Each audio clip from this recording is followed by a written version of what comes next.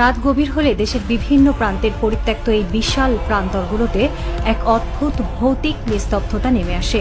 চাঁদের আলোয় চকচক করে রানওয়ের ফাটল ধরা পিচ ঢালা পথ, ফাটলের ভেতর দিয়ে গজিয়ে উঠেছে বুনো ঘাস আর আগাছা। টার্মিনাল ভবনগুলো যেন এক একটি ভুতুড়ে বাড়ি, যেখানে বছরের পর বছর ধরে মানুষের পদচিহ্ন পড়েনি। সেখানে কেবল শেয়ালের ডাক আর নিশাচর পাখির ডানা ঝাপটানোর শব্দ শোনা যায়। বগুড়া, ঠাকুরগাঁও, লালমনিরহাট, ঈশ্বরদী, কুমিল্লা, শমশেরনগর, খানজাহান আলী ও পটুয়াখালী, দেশের মানচিত্রে ছড়িয়ে থাকা এই 8টি বিমানবন্দর দীর্ঘকাল ধরে এভাবেই ঘুমিয়েছিল। এগুলো যেন এক একটি ঘুমন্ত দানব, যাদের শেকল পরিয়ে ফেলে রাখা হয়েছিল অবহেলা, রাজনৈতিক অদূরদর্শিতার অন্ধকার প্রকোষ্ঠে।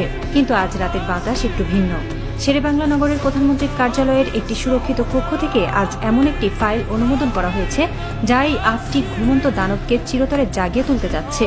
দীর্ঘদিনের নীরবতা ভেঙে পরিত্যক্ত রানওয়েগুলোতে আবারও শোনা যাবে জেট ইঞ্জিনের কান ফাটানো গর্জন, চাকা ঘর্ষণের স্ফুলিঙ্গ আর টার্মিনালের কোলাহলে ফিরে আসবে প্রাণ। এটা কি কেবল কয়েকটি বন্ধ বিমানবন্দর চালুর উদ্যোগ? সাধারণ চোখে দেখলে হয়তো তাই মনে হবে, কিন্তু ভূরাজনীতির আতশ কাচের নিচে ফেললে দেখা যায় এটি হলো ঢাকার এক বিশাল সুপরিকল্পিত এবং মাস্টারমাইন্ড গেম প্ল্যান, যার লক্ষ্য শুধু বিমান চলাচল নয়, বরং আঞ্চলিক অর্থনীতি, বিনিয়োগ আর জাতীয় নিরাপত্তার এক অভেদ্য ডেক বা ঢাল তৈরি করা। এই মহাপরিকল্পনাগুলোর কেন্দ্রবিন্দুতে রয়েছে একটি নাম, বগুড়া বিমানবন্দর। বাংলাদেশের ঠিক মাঝামাঝি উত্তরের প্রবেশদ্বার হিসেবে পরিচিত এই জেলাটি ভৌগোলিক এবং কৌশলগত দিক থেকে অত্যন্ত গুরুত্বপূর্ণ। সরকারি বিমানবন্দরটিকে শুধু একটি সাধারণ ডোমেস্টিক বা অভ্যন্তরীণ বিমানবন্দর হিসেবে চালু করতে চাইছে না, তাদের পরিকল্পনা আরও বিশাল, আরও আগ্রাসী। বগুড়াকে গড়ে তোলা হবে একটি আন্তর্জাতিক মানের অ্যাভিয়েশন হাব এবং কার্গো পরিবহনের মূল কেন্দ্র হিসেবে। এই লক্ষ্যে সেখানে নির্মাণ করা হতে পারে 10,500 ফুট দীর্ঘ এক বিশাল রানওয়ে। 10,500 ফুট, এই সংখ্যার অর্থ কি জানেন? এর অর্থ হল বিশ্বের সবচেয়ে বড় এবং ভারী যাত্রীবাহী বিমান ও কার্গো উড়োজাহাজগুলো, যেমন বোয়িং 747 বা এয়ারবাস A380 অনায়াসেই এই রানওয়েতে ওঠানামা করতে পারবে। আধুনিক টার্মিনাল, সর্বাধুনিক রাডার সম্বলিত নিয়ন্ত্রিত টাওয়ার এবং বিশাল কার্গো কমপ্লেক্স নিয়ে কয়েক হাজার কোটি টাকার এই মেগা প্রকল্প বাস্তবায়িত হলে পুরো উত্তরাঞ্চলের অর্থনৈতিক মানচিত্র চিরতরে বদলে যাবে। ঢাকা বা চট্টগ্রামের উপর নির্ভরতা কমিয়ে উত্তরবঙ্গের কৃষিপণ্য, শিল্পপণ্য এবং রপ্তানি সামগ্রী সরাসরি বগুড়া থেকে উড়াল দেবে বিশ্বের বিভিন্ন প্রান্তে। এটি শুধু একটি বিমানবন্দর নয়, এটি হলো উত্তরের মানুষের অর্থনৈতিক পরাধীনতার শেকল ভাঙার এক চূড়ান্ত সনদ। বগুড়ার পর চোখ ফেরাতে হবে একেবারে উত্তর পশ্চিমের সীমান্ত ঘেঁষা জেলা ঠাকুরগাঁওয়ের দিকে। দীর্ঘদিন চরম অবহেলায় পড়ে থাকা এই বিমানবন্দরটিকে ঘিরেও শুরু হয়েছে এক নতুন রেনেসাঁ। প্রথম ধাপে জমি অধিগ্রহণ, রানওয়ে সম্প্রসারণ এবং আধুনিক নিরাপত্তা অবকাঠামো নির্মাণের কাজ অত্যন্ত দ্রুত গতিতে এগিয়ে নেওয়ার পরিকল্পনা হাতে নেওয়া হয়েছে। কেন ঠাকুরগাঁও? কারণ এই অঞ্চলটি ভারতের শিলিগুড়ি করিডোর বা চিকেন স্নেকের খুব কাছাকাছি অবস্থিত। ঠাকুরগাঁও বিমানবন্দর চালু হলে এই সীমান্ত অঞ্চলটি হয়ে উঠবে ভবিষ্যতের আঞ্চলিক বাণিজ্য ও যোগাযোগের এক বিশাল কেন্দ্র। ভারত, নেপাল এবং ভুটানের সঙ্গে ত্রিদেশীয় বাণিজ্যের ক্ষেত্রে ঠাকুরগাঁও হতে পারে বাংলাদেশের সবচেয়ে বড় লজিস্টিক হাব। নীতি নির্ধারকরা বুঝতে পেরেছেন, সীমান্ত মানে শুধু কাঁটাতার আর বিজিবির টহল নয়, সীমান্ত মানে হলো অর্থনীতির এক বিশাল ফ্রন্টিয়ার। আর সেই ফ্রন্টিয়ারকে সুরক্ষিত এবং সমৃদ্ধ করতে হলে সেখানে উড়োজাহাজের চাকায় স্পর্শ করানোটা অপরিহার্য। সরকারের এই মাস্টার প্ল্যান কেবল উত্তরবঙ্গে সীমাবদ্ধ নেই। এই 8টি বিমানবন্দরের তালিকাটি একটু নিবিড়ভাবে বিশ্লেষণ করলে একটি নিখুঁত জ্যামিতিক নকশা ফুটে ওঠে।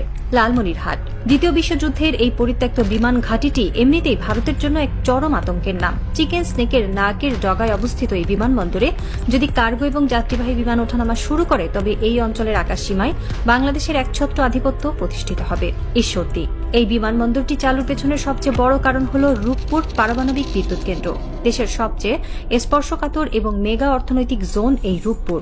ঈশ্বরদী বিমানবন্দর চালু হলে দেশি বিদেশি বিশেষজ্ঞ, বিনিয়োগকারী এবং স্পর্শকাতর যন্ত্রাংশ খুব সহজেই আকাশপথে এখানে পৌঁছাতে পারবে।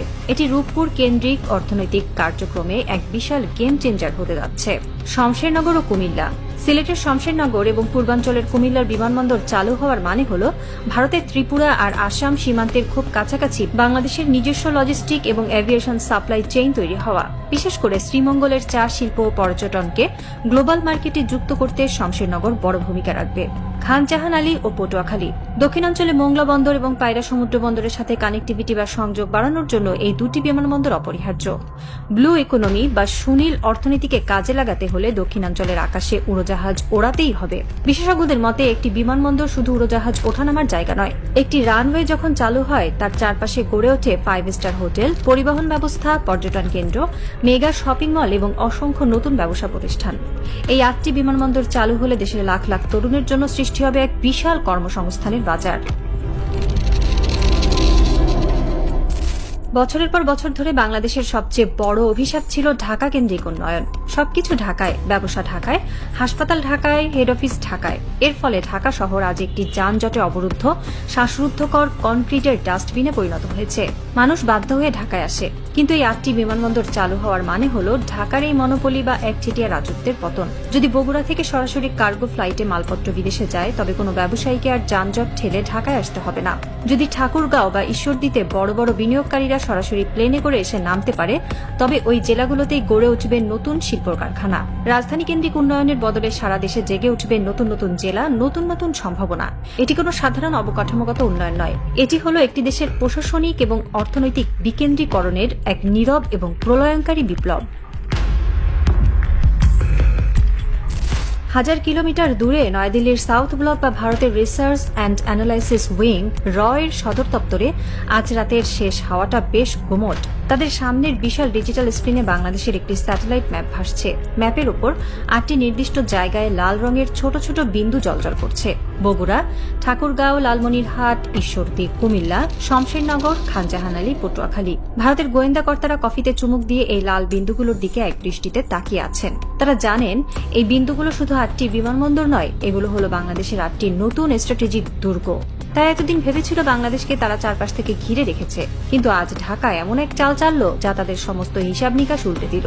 যখন এই 8টি বিমানবন্দরে বাংলাদেশের বিমানগুলো ওঠানামা করবে, যখন রাডারগুলো অন হবে, যখন কার্গো টার্মিনালগুলো 24 ঘন্টা সচল থাকবে, তখন পুরো বাংলাদেশের আকাশসীমা এবং লজিস্টিক নেটওয়ার্ক এমন এক নিশ্ছিদ্র লৌহ বর্মে পরিণত হবে যা ভেদ করার সাধ্য কারো থাকবে না।